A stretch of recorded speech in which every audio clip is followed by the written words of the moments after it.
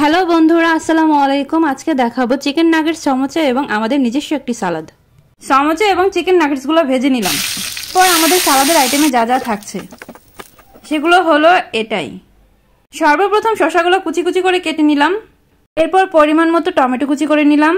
তারপর চলে যাব আপেলে। তারপর আপেল কুচি করে নিলাম। এখন লেবুগুলো কুচি কুচি করে নিব। তারপর কাঁচামরিচগুলো কুচি কুচি করে নিব। তারপর থাকছে ধনিয়া পাতাগুলো কুচি করে নিব। তারপরে দিব তেঁতুলগুলো কিউব কিউব করে দিব। এরপর থাকছে আনার। এরপর দিয়ে দিব মরিচের গুঁড়া। এরপর দিব লবণ পরিমাণ মতো। তারপর দিব জিরার গুঁড়া। তারপরে দিব আমের আচার। এরপর থাকছে টমেটো সস। তারপর সরিষার তেল এবং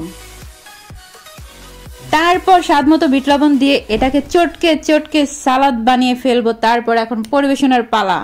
এখন রেজাল্টের পালা। সালাডটি ছিল অসাধারণ চমৎকার। Thank you so much.